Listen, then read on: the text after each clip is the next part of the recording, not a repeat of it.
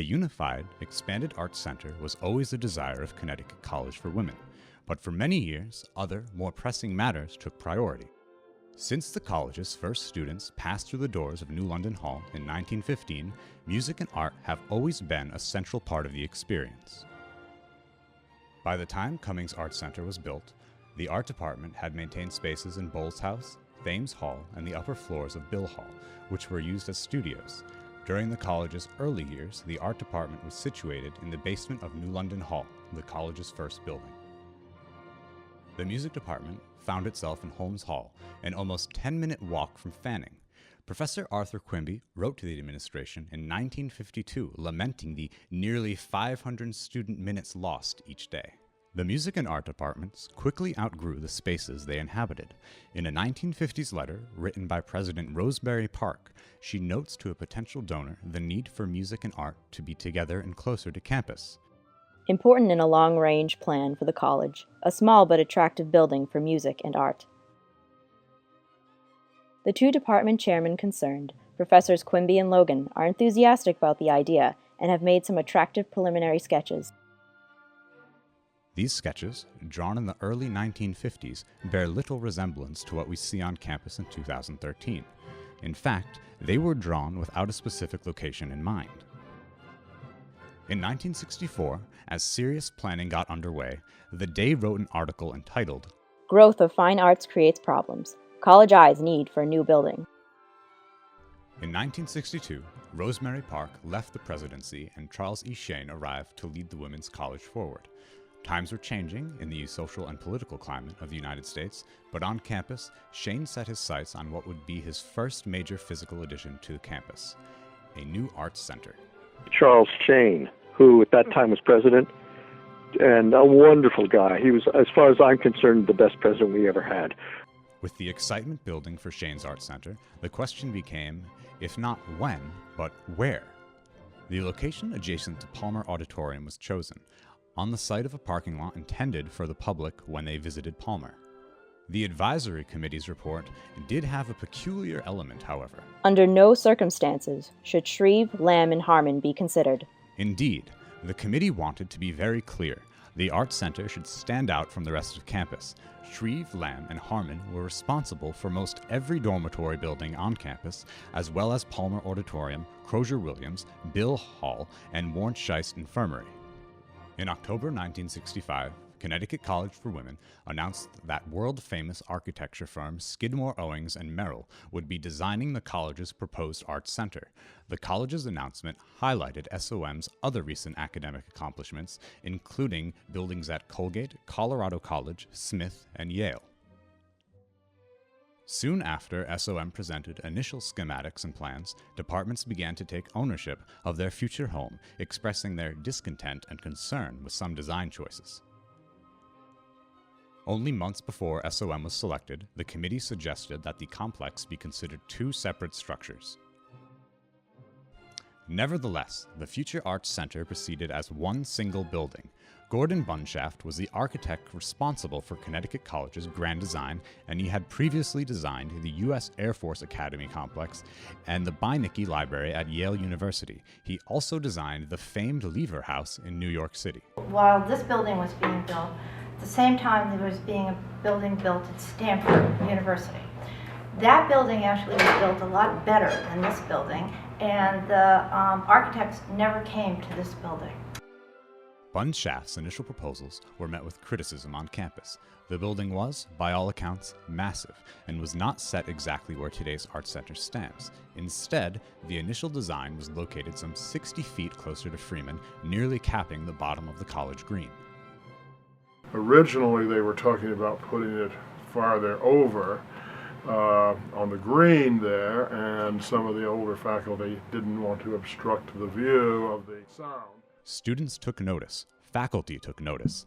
The people of the college wanted to make their voices clear. Save our view. And indeed, a coalition titled Defenders of the View was born. In an age before Photoshop, the Defenders created these altered images to show exactly the view that a new building would block, a view looking south from the steps of the former Palmer Library. The photographs were taken and altered by Professor Bill Nearing. With planning underway and architects working hard to design a space that fit the college's needs, the college faced a large challenge. Funds needed to be raised, and quickly, to make the building happen. While a number of major donors made the Arts Center possible, the efforts were collective.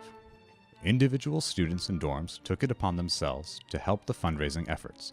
To raise funds for the Arts Center, the class of 1966 held a movie screening in Palmer Auditorium. The movie of choice was The Group, which had been filmed on campus only months before. Stills from the movie showed the old quad, Harkness Chapel, labs in New London Hall, a stage set in Palmer, Nike of Samothrace, and other views of campus. Alumni contributed as well.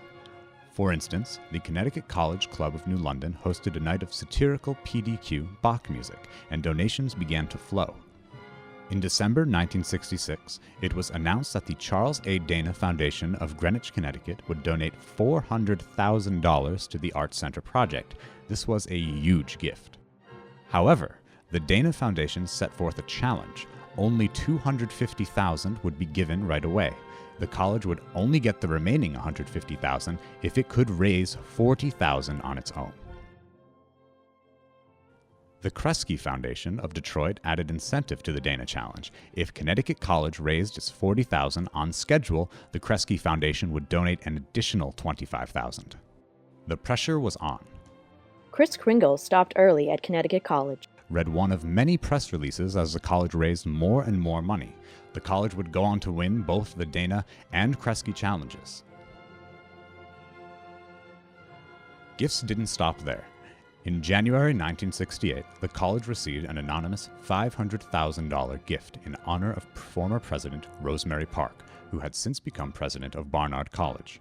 Park was responsible for the construction of over 7 buildings on campus, including the Plex, and helped her students deal with McCarthyism and the beginning of the Cold War. Today, a portion of the upper floor of the Arts Center is dedicated to her. On August 28, 1967, the time had come for the college to move forward and begin to see the fruits of their labor. On that day, President Shayn led a groundbreaking ceremony in a grassy corner of the parking lot upon which the Arts Center would sit. With ceremonial shovels, Shayn and the College Board took turns symbolically readying the site. Fundraising was still ongoing and gifts were still needed, but the first step was ready to be taken. The Connecticut College archives hold President Shayn's original notes from that August day, complete with his scribbles and on-the-fly changes. At least 30 years ago, President Blunt hoped that Mrs. Edward Harkness would be as interested in a building devoted to the arts as she was in creating Harkness House and Harkness Chapel. Miss Park longed for it, and for the last 5 years I have looked forward to this moment. Scribbled by hand, Shayn took a moment to thank the students and classes for their instrumental dedication to the building. The first gift came from the graduating class. In 1963, the class of 1966 gave $140. Later, as the senior class, they gave the largest class gift, $6,000. 18 months from now, Shayn stated, if all goes well, in February or March of 1967, we will see the building ready. He was very nervous about the building because fundraising was slow, and they had to make a decision well short of their funding goal to go ahead and get this thing underway. Skidmore, Owings, and Merrill designed not just a building, but a complex that interacted with its surroundings. These photos show a physical model used by the architects to show the college how a courtyard would bridge the connection between the Arts Center and Palmer Auditorium. This model also exemplified the different grades at which visitors would enter the building. And there was a parking lot there, if I remember correctly, for Palmer. And so it meant that they had to build the new parking lot, the south lot. And the children, the faculty children, were very upset because that was all woods down there. And they had built a lot of forts and they played. During construction, the day would report that a wooden walkway would have to be constructed between the new lot and Palmer because visitors were so inconvenienced by the construction. Once the parking lot was dealt with, excavation began on the site. Cummings has 3 primary floors, but also a sub-basement which holds the stage and lower seating in all of a hall, as well as machinery for the building. You can see just how deep the foundation of Cummings had to be. Construction was slowed by difficult winter weather in early 1968. With this image of cement being poured, the day reported that construction was running about 3 weeks behind schedule. The college's treasurer reported that construction was about 25% complete. Construction on the Arts Center was well underway by the winter of 1967. The Dana grant had been secured and gifts were continuing to flow in, but there was still the need for capstone gift that would set the building apart. On October 24, 1968, more than a year after President Shayn drove a shovel into the ground, Connecticut College had a grand announcement. Nathan Cummings and his wife Joanne had made a major pledge to the building project, a gift so large that the Board of Trustees deemed it fitting to name the building for the donors. What had been called the New Arts Center until this time would be officially known now as the Joanne and Nathan Cummings Arts Center. But who were Mr. and Mrs. Cummings? Joanne Torr Cummings was a graduate of the class of 1950 at Connecticut College for Women. She accelerated quickly and received her BA in art history in just 3 years. She went on to receive a master's degree at Columbia University. She returned to Connecticut College as a trustee from 1981 through 1991. She was married to Nathan Cummings from 1959 through 1976 and supported numerous artistic causes in addition to building her own art collection. Joanne passed away in 1995 at the age of 66 after a long illness. Nathan Cummings, 33 years Joanne's senior, founded the Consolidated Food Corporation. He too collected art and in 1949 established a foundation, still active, which acquired his $200 million estate. In 1968, before their art center donation, Joanne and Nathan loaned 25 works from their collection to the Lyman Allen Museum. Museum officials reported the exhibit broke attendance records and described it as the most important collection in the history of the museum. The cement building was constructed using a most unusual method. Although the panels were poured on-site, the frame was erected first, creating an eerie skeleton. Extensive wooden scaffolding had to be built to support this endeavor. Construction would face additional challenges. This whimsical article in The Day compared the sights and sounds of the active construction site to the sounds of electronic music and modern art. It also noted that construction was again delayed by a sheet metal workers' strike. Despite the challenges of weather and strikes, construction proceeded onwards. The hollow shell of Cummings Arts Center was erected fully, and soon cranes and lifts began to hoist roofing materials and glass to the 3rd floor, seen here from the college green. Massive concrete panels were poured on-site and connected at the seams, with 3 windows on each side of the upper level. Here, note that only 1 window panel has been put in place, with 2 full sections absent. At this point, the sculpture court was also being readied, with the exterior cement wall in place. As construction neared completion, finishing touches were added to the sculpture court. Here, a fully grown birch tree is hoisted above the cement exterior wall for planting. It's the same tree that stands today and was uprooted from a location near Hale Laboratory. May 10th, 1969 was a momentous day for the college. Nathan and Joanne Cummings came up for the christening of that building, and they arrived on the campus in a bus with, as I recall, a band and a bar. At an outdoor ceremony, Nathan and Joanne Cummings presented Charles Shayn with keys to his new building.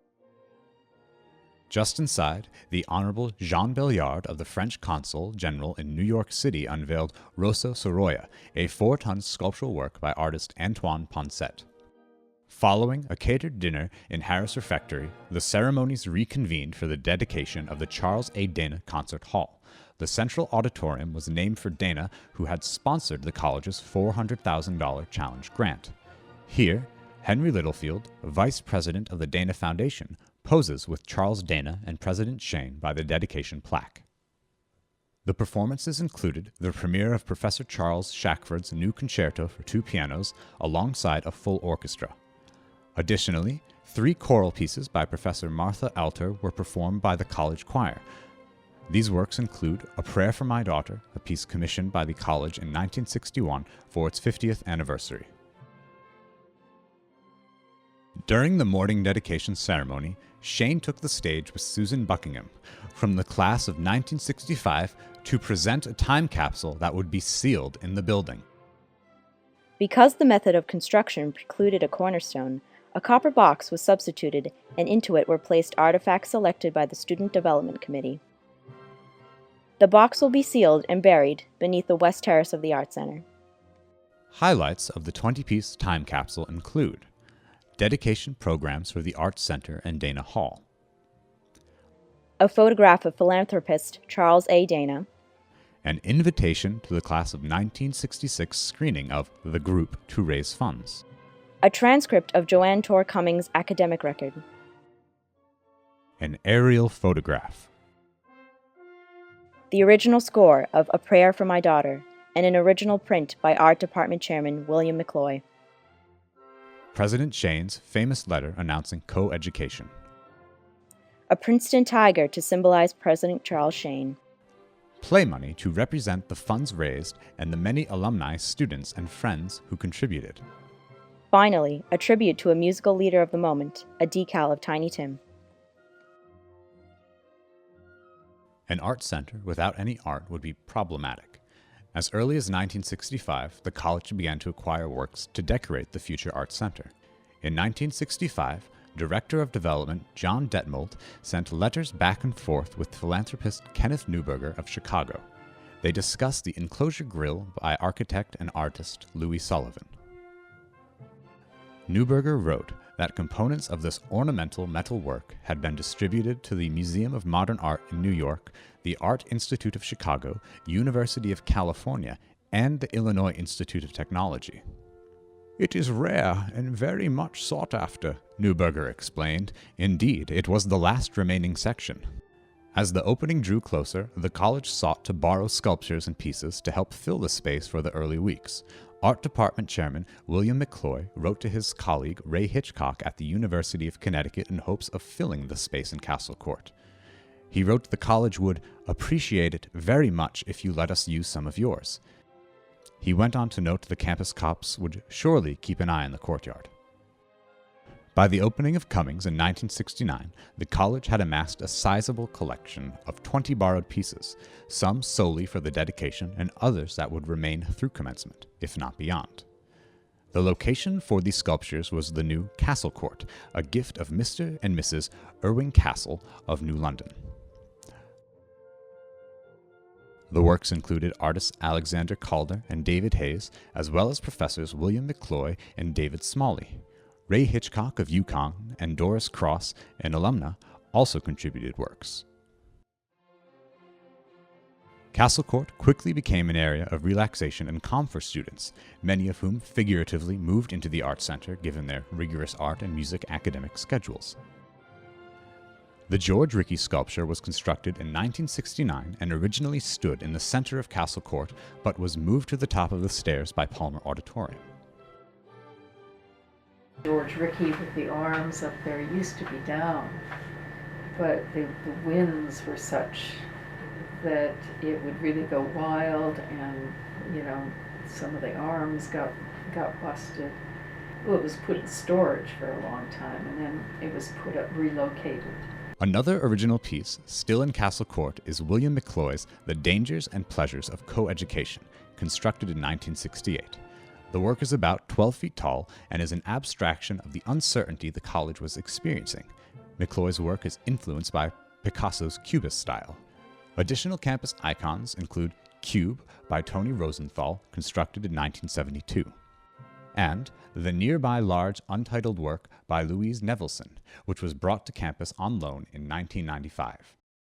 In the middle of this big atrium place, it was a huge sculpture. One of the problems we had when we ever did any large exhibitions was, oh, who's that sculptor? So then one of my colleagues built a big box and they went over the sculpture, but the sculpture started to sink in the floor. The work by Antoine Poncet was moved outdoors beneath a third-floor overhang in 1996.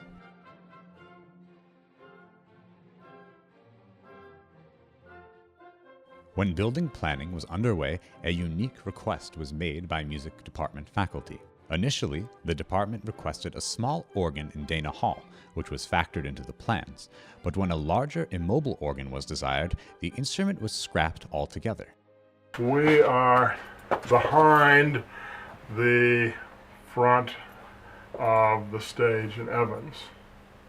The plan was to put a pipe organ in Dana, Evans, and this is where the pipes would be. What was left instead was a small architectural remnant of an unfinished story. Acoustics in Dana Hall were never stellar, and as the building approached its 30th anniversary in 1999, the college, under President Claire Gaudiani, prioritized a renovation. May 1998 marked the announcement that, with the support of a grant from the Henry Luce Foundation, the performance space would be renovated and named John C. Evans Hall in honor of the retiring chair of the Board of Trustees. Well, I think I wouldn't be out of line to tell you that I think Charles Shane was rather upset about the change in the name. Not because Jack wasn't liked or didn't deserve it, but it had been Dana Hall and it had been funded by the Dana Foundation. But John was, I mentioned I liked him a lot, and if there was a peacemaker on the trustees, I think he was it. Only a year after Dana Hall became Evans Hall, the college established Fortune Recital Hall and Recording Studio on the first floor of Cummings. This was just a huge, basically unfinished storeroom. It had some stairways and some balconies like it, so that you could store things higher. Fortune was constructed thanks to a $500,000 bequest by alumna Elizabeth Gilbert Fortune of the class of 1940 and included a recording studio for professionally capturing performances in Fortune, Evans, and Oliva. An architecture class was tasked with designing the hallway and floor pattern adjacent to the new space. Despite these renovations, there were flaws in the building's construction that have never been successfully repaired. Leaks have plagued the building since its opening, not only from the roof, but also from below. It's always been an environmental disaster. It has had leaks, it has had underground water coming up in Oliva. Apparently it's built over some springs, and so it has been a constant problem. It has leaked for the entire time it's been built because originally the flashing was put in upside down. And this building's actually built on not the best solid ground. And what used to be the slide library actually sunk. All the windows cracked. Another common complaint relates to the confusing interior layout of the building, particularly on the third floor. There's no way to get from this side of the building to that side of the building. Just getting to the music department or to the classrooms or to the offices, I always thought was kind of labyrinthine, kind of strange. And while the building is known for being difficult to navigate, one element of lure has remained a mystery for years. And I've heard that her ashes are actually in the wall. Time out! The ashes of Joanne Torr Cummings are in the building right now? I think it probably is. Professor Maureen McCabe provided a first-hand account. Claire Gaudiani became friends with Joanne and got Joanne to leave, several endowed chairs. How Claire got her to say she wanted to be in the wall, I don't know. But anyway, she arrived one day. So what actually occurred? I was on the second floor teaching, and then Tim McDowell, I think Ted was here, when they kind of just put her in. At the time I get down, it was like she was in the wall and that was up. Yeah, no, it's for real. Because we both felt it was really spooky. And that validates the lure that indeed Joanne Torr Cummings remains in Cummings Arts Center to this day.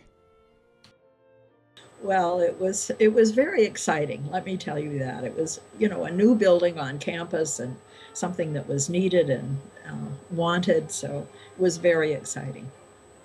Despite its flaws, Cummings Arts Center remains an icon. It's an ever-changing, growing, and living space that's become one of the many pulses of Connecticut College. The building is a shelter and home for many, but there's no denying the building's design is indeed polarizing. So people either love it or hate it or somewhere in between. Students create, design, build, and explore at all hours of day and night. The building never sleeps and the lights rarely go out. A frenetic vibrancy pulses through the hallways and the studios, more so than any place on campus. It's the people who make the building come alive. We had a very good faculty who attracted students. So yes, there was a need. The students are integral to the building's legacy. Art and music students have found Cummings to be a second home on campus. Also, I think when our students come back a lot of times, they have a real relationship to the building. They feel one with the building. There is something about the building that, I mean, it's nice to have a building. For all our criticisms and concerns, it has become a very powerful symbol of the arts on campus. And so to that extent, and whatever the real motivation was for the building, I got to say it's been successful. Cummings Arts Center was designed to be a new home for the arts on campus, to bring many groups under one roof. Despite its flaws, it has become iconic. It's because of Joanne and Nathan Cummings, because of Charles Shane and Charles Dana, because of the alumni, the donors, the sculptors, the performers, and the students and the faculty that Cummings has been shaped into what we know today. Change is inevitable, and I think Connecticut College has changed in a very positive way.